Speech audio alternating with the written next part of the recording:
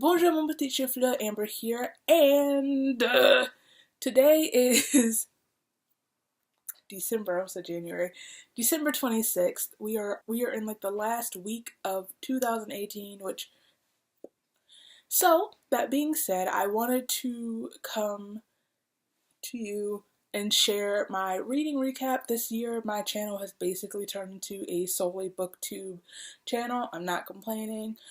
I love books. I like talking about books, and so last year I did a reading recap where I shared the top books I read that year and the worst, and the books I planned on reading this year, 2018. So I'm going to do that again. I'm going to share my favorite books that I read in 2019, my least favorite books of 2018, my least favorite books of 2018, and I'm going to share the 2019 releases that I'm looking forward to most. Before we get into my list, my recap, I do want to share some book read stats for this year. Goodreads, I can speak. I would like to share some of my Goodreads stats. I'm going to get really, really close so I can read off my computer. Okay, so the shortest book that I have read this year was We Have Always Lived in the Castle by Shirley Jackson, which I listened to on Audible for Halloween. That was 146 pages. And the longest book that I've read this year, shocker, is Children of Blood and Bone, which is 525 pages. Actually, I'm curious. Just hold on for a second. Okay, so I'm currently rereading The Book Thief. And so technically, if I finish this before the year's up, this will be the longest book that I read this year because this is 550 pages, I believe. Yeah, 550, so. But I'm going to count CBB because I love it. Most popular book this year was The Hunger Games. Reread it every year.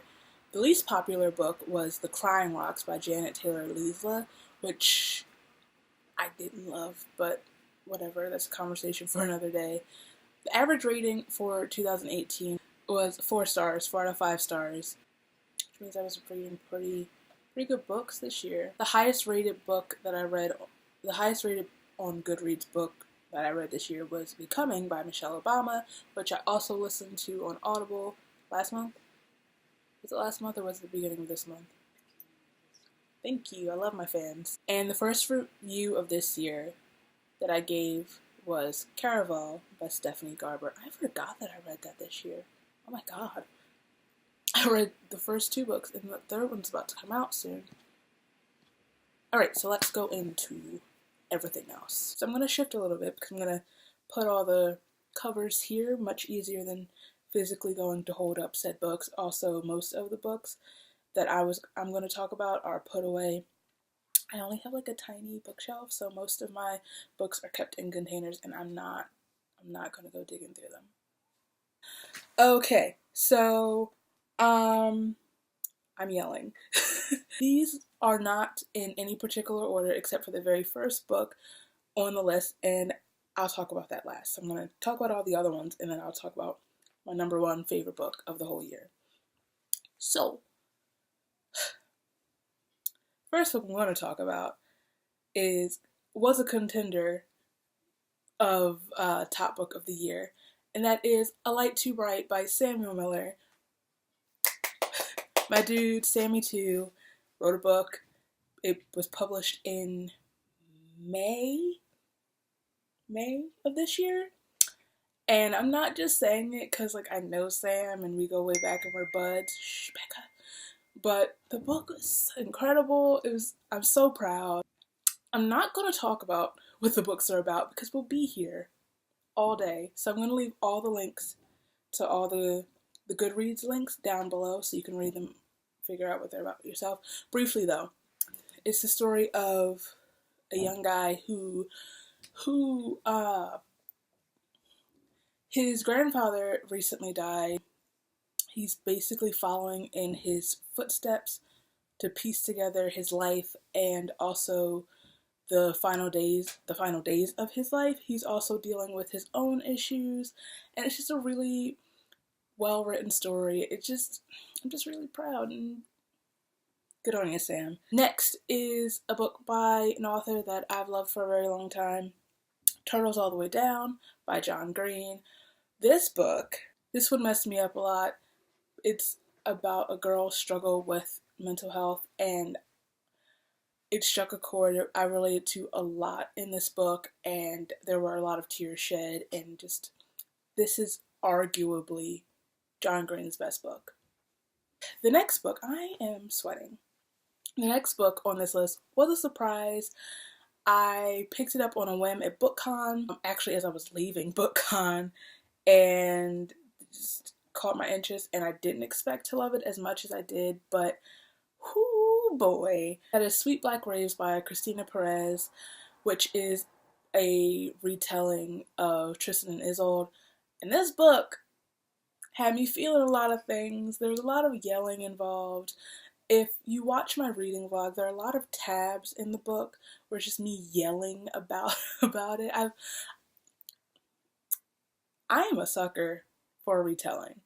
That is not news. That is not, shouldn't come to you as any sort of surprise. I also have always really loved the story of Tristan and Isolde when we studied in school. Put those two things together, and I'm like, yeah, cool. But I didn't expect to get so attached to the story and so invested in this story where I was like up all night reading this book. It was a very fast read. Let me stop talking about this book. But I was angry, I was emotional, and I have to wait too long for the sequel. Oh, wow. The next book is another one that messed me up, like in a whole different way, to the point where I really couldn't read anything for a while after it. It's allegedly by Tiffany D. Jackson, author of Monday's Not Coming and Let Me Hear a Rhyme. Is that the one that's about to come out? Y'all, I went into this book forewarned because my friend Letitia, who I met at BookCon, had read it before I did, and told me that it was going to blow my mind, mess me up, and just, I was like, yeah, okay, cool. Most books play with my emotions, but the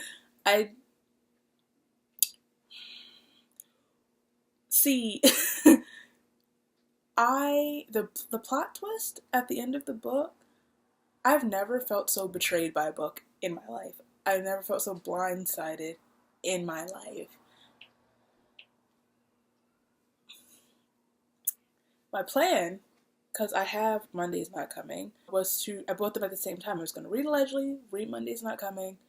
I haven't read Monday's Not Coming yet because I needed to decompress, is that the word?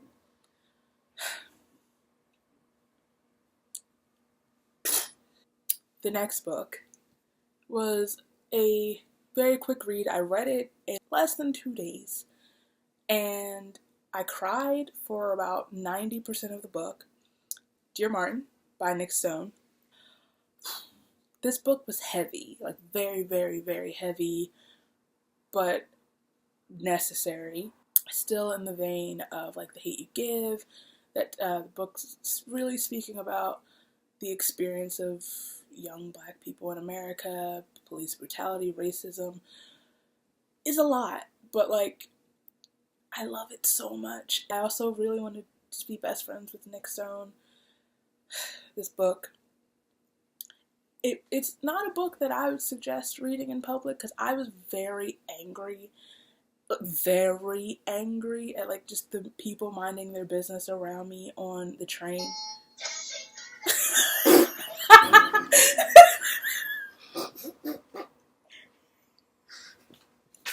I guess so. I'm so sorry. Okay. Around me on the train. Not their fault. Minding their business. I'm sure they're great people, but I wanted to fight them all. So, swell. Taking the emotions down a couple notches. The next book on this list isn't, it's a physical book, but I've only listened to it, like the audio book. And it's Born a Crime by Trevor Noah. First of all, saying his name with an American accent just feels wrong now. Second of all, I listened to this book for the first time, emphasis on first time, in, was it June? Might have been months ago. It was like spring or summer, I don't really remember. That being said, I have listened to this book every single night since, because the way Trevor narrates is very, very soothing, and it's like one of the only things that helps me get to sleep. So I could probably recite the book to him. I could recite his childhood to him. Also, I've adopted Trevor as my brother, so lit. Hopping back on the emotional destruction. Dear Evan Hansen by Val Emick. Are you serious? With Benj Pasek, Justin Paul, and Stephen Levinson, the creators of Dear Evan Hansen, the Broadway musical, which I love so, so much. It means the whole world to me. And the book was executed beautifully. It really captured the musical. It captured Evan, and I feel blessed.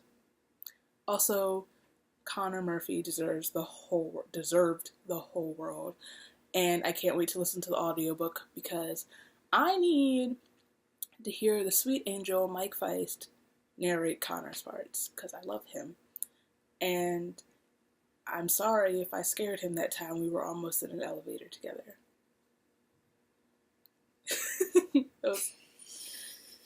Tried to push you in. She did. My mom tried to push me into the elevator, and I was just kind of standing there, like, staring at him. They were like, the whole cast was in the elevator, but I'm staring at Mike, like, and he's like looking at me like, is she okay? Are you getting on? You getting on? Should we hold the button? What's happening? And I'm like, and I didn't say anything to him. I did speak to Taylor and Ben Ross, not Platt. That wouldn't have gone well. But they're adorable and sweet, and I love them so much. Ben Ross is the sweetest human. Period. Point blank. Point blank. Okay. The last book, before I talk about my favorite book, just made it onto this list because I just finished reading it, and that might be why it's on this list because it's still very fresh in my mind. But it's Girls of Paper and Fire by Natasha. And again, I don't think I'm pronouncing her last name correctly, and I'm very sorry. I just posted my blog post, my review, because I have a book blog now. I'm fancy. So I'm going to leave my full review of that down below, and I'm going to film my monthly wrap up in a few days, so like look out for that. Where I'll express all my thoughts, but oh my god. Book's very intense. There is a trigger warning in the first few pages for violent sexual assault. Just a lot of things. It's a very heavy, intense book, but it's really, really good. And I can't wait for the second book. Alright, in the moment you've all been waiting for, you're probably like, Amber, you're listing all these books and like it's not there. Be real, it's not there. And you all know. Everyone should already know where I'm going with this. If not, then I don't know where you've been. But the number one book, my favorite book of 2018, drum roll please, Children of Blood and Bone. Children of Blood and Bone by Tomi Adeyemi. Shocking. Oh my god, what? You've read that book?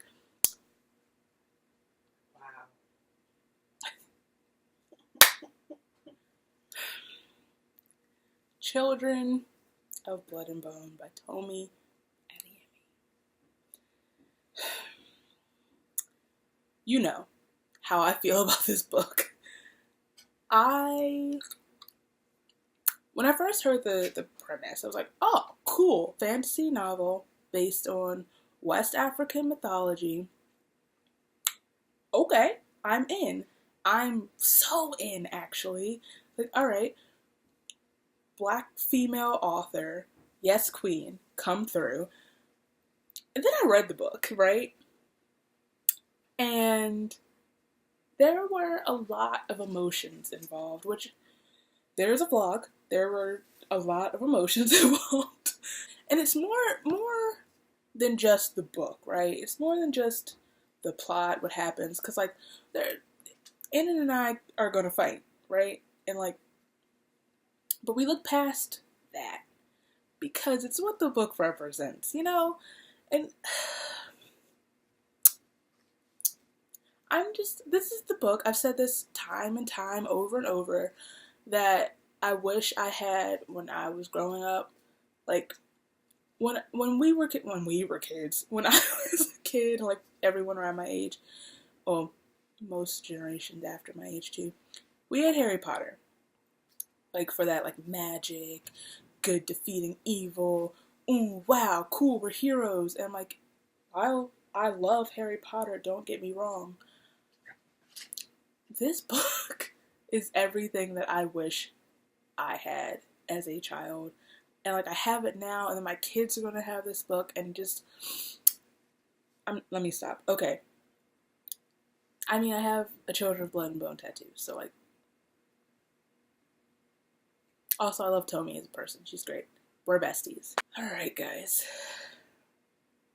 Now we move on to the books I just didn't vibe with this year. This list is significantly shorter than the best books of 2018. There are 4 on this list, and I'm going to do it the same way that I did the best books. I'm going to talk about the other 3, and then I'm going to save the one that the worst book for me personally for last. So the first book, worst book I'm going to talk about is The 3 by Sarah Lotz. I just couldn't. The fact I finished that book. I read that book. I honestly couldn't tell you what happened in the book. And I'm annoyed because the synopsis sounds so cool. It's like apocalypse. 4 horsemen of the apocalypse are children. But, like, nothing significant happens in this book. And it doesn't get even vaguely interesting into the end, and then it ends and you still don't know what happens. And it's like, I just wasted so much time. I don't care about any of the people in this book. The 3 are side characters to their own story. It doesn't make sense. I don't care about this plot, the people, the story. That's the same thing as the plot. Please. The next book is slightly blasphemous, and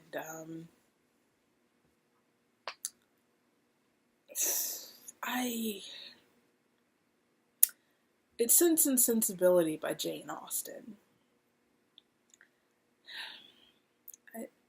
I've tried to read this book so many times, so I thought, hey, maybe I'll listen to the audiobook and it'll help me get through it faster. Listening to it might be easier than physically reading it. It really wasn't. Another book, I really couldn't tell you what happened at all. I have no idea what the plot of this book is. It was boring. It was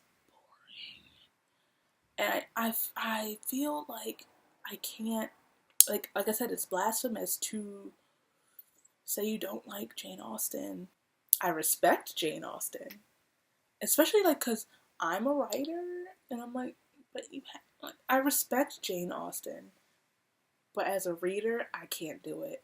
I'm going to, because, like, one of my goals for 2019, I want to listen. I'm going to try this again, because I know physically reading it's not going to happen. Listen to Pride and Prejudice, because I want to read Pride by Ibby Boy, and I kind of want to know the original, the base material, the inspiration, so I'll let you know how that goes. Next one isn't the worst book I've read ever. I didn't love it as much as I wanted to. I didn't love it as much as other people seem to, and it's The Power by Naomi Alderman. It was alright. It was a lot of times it felt like there was a lot happening, or too much happening. Might just be me, but it just didn't. It was alright to me. I expected more from it, but maybe I'll try rereading it again because a lot of people love it. And here we go. My number one worst book of 2018. Which also possibly shouldn't come as a surprise. At least not if you've been watching my reading vlogs. You could see how, like, awful my reaction to this book was. It's Emergency Contact by Mary H.K. Choi.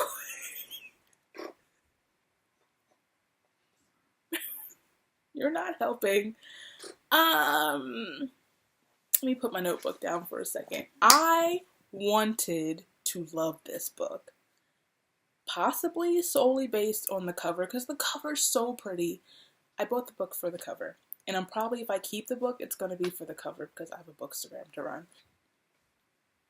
Y'all. I mean, okay.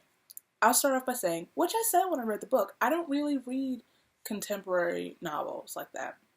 Contemporary romance novels. But I thought I'd give it a try because, like, the plot, the synopsis, the premise sounded interesting. This book made me so angry. This book made me so irritated and frustrated. I didn't care about these characters. I hated them, a lot of them. Penny, the main character.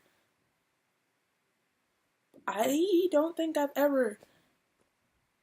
Oh, that's not true. That's actually not true. There's been at least one other main character of a book that I've hated this much. Actually, I'll tell you, because you might not have seen it. It's way back when I first started, like, talking about books on the channel. It's the main character. I can't even remember her name. From The Host by Stephanie Meyer. Wanda, that's her name. / Melanie. I'm not going to talk about that book. But there was just so much. The dialogue, the teen talk. Jesus. Penny was awful. Like, awful. I think what sealed the deal and made this the top worst book for me was the one line. Just the one singular line. I think if you watch the reading vlog when I read this book, you'll know what that line is. Depression suited Sam.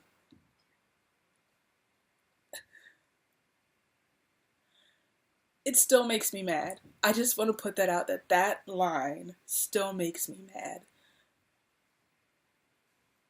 I'm not going to talk about this book anymore, but the amount of times that I wanted to DNF this book, maybe that should be one of my goals for 2019, allow myself to, like, stop reading books. I'm one of those people that pushes through a book even if I hate it, but I gotta stop doing that because, like, I almost gave myself a brain aneurysm trying to read this book. And I feel so bad. I don't like trashing books or, like, I'm sorry, Mary. Alright, so now we get to talk about the 2019 releases, my most anticipated 2019 releases. This is not the whole list at all. I have compiled the list thus far, and my first blog post was actually just my list for the first 3 months of the year. It's so these 2, 3, 6, 7. Yeah, these are just 8 of my most anticipated 2019 releases, and most of them are sequels or part of a series I've already started reading. The first one is Children of, is it Vengeance and Virtue or Virtue and Vengeance? I should really know this by now. Children of Virtue and Vengeance by Tomi Adeyemi. I don't know what that was. Sequel to Children of Blood and Bone, also by Tomi Adeyemi. What? Book comes out March 5th, my half birthday, bless the Lord. So I'm going to say about that, I'm just excited. I want more of my girls, Zaylee and Amari. I hope someone punches that boy in the face. Moving on, the next one's also a sequel. And it's The Everlasting Rose by Danielle Clayton, sequel to The Bells, which is a great book. Grook. I can't wait for the story to get darker, where things are about to happen. Also comes out March 5th, my half birthday. Bless the Lord. Next is another sequel, and it's Wild Savage Stars by Christina Perez, sequel to Sweet Black Waves by Christina Perez. And this one, I'm stressed about, actually, because I know kind of like the direction it's going. I feel like book 2 is really the one that's gonna stress me out. I think it's a trilogy. I don't know. But I know the middle book is the one that's gonna like really drag out all the things that are stressing me out and make me mad. And then then we'll come to the conclusion of this mess at the end. Anyway, the next book is not a sequel, but it is by an author of a book that I love so much. And it's On the Come Up by Angie Thomas. Oh, wait. Wild Savage Stars comes out August 27th, a week before my birthday. On the Come Up by Angie Thomas, author of The Hate U Give. Not a sequel to The Hate U Give. But nonetheless, I'm hyped. This one comes out February 5th. Okay. The next book is the 3rd installment. 4th if you count the novella in between this book and the one before it, even though it's like a prequel. It is Blood Witch by Susan Dennard. I should really know how to pronounce her last name by now. The next book in the Witchlands series, which is one of my favorite series, like ever. I am so invested in these books, and we get my sweet boy Edwin, you Uncultured Swine. I'm kidding. The book comes out February 12th, and I'm so excited. I have read the first 7 chapters of that book, and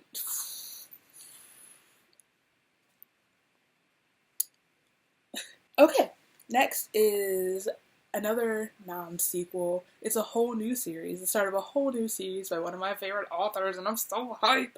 Woo! It's The Beautiful by Renee Ahdieh.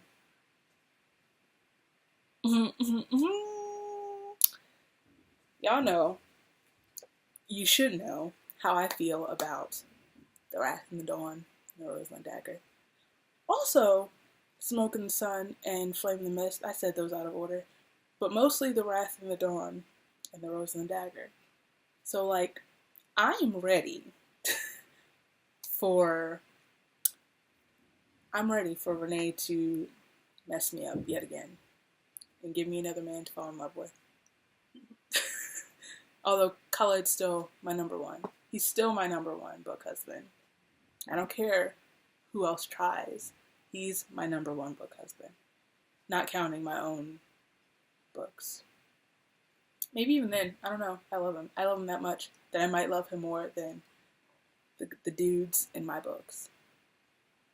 That's a shame. Anyway, the last 2 are books that are not attached to authors or series or anything that I've previously read. The first one is We Hunt the Flame by Hafsa Faizal. That comes out May 14th. It just sounds so good. The cover is gorgeous. The premise it just calls things to me, and here I really love books with based on I think it's based on ancient Arabia. Just those type of stories, if you can't tell. I love uplifting brown authors, brown girl authors. Love you. And the last book is Interment by Samira Ahmed. Comes out October 14th. And this one sounds really good, but it's the type of really good that's going to make me really upset, I think. You could probably guess that just based on the title and the cover. But I'm excited to read it. And that, humanoids of the internet, is my reading recap. My favorite books of 2018, my least favorite books of 2018 and possibly ever, and some of the books I'm looking forward to reading most next year, which is in a week. That's wild. Thank you for watching. Thank you for subscribing. If you've subscribed to me this year, thank you so much. I mean, if you've subscribed to me ever, I appreciate it so much. But, thank you. I love you. Thanks. This year's been pretty rad. Thanks for talking books with me. You can follow me on my places. If you like this video, I don't know if I said that yet. Please give us a thumbs up. If you like me, feel free to subscribe if you haven't done so already. All my places are down here, so you can follow me.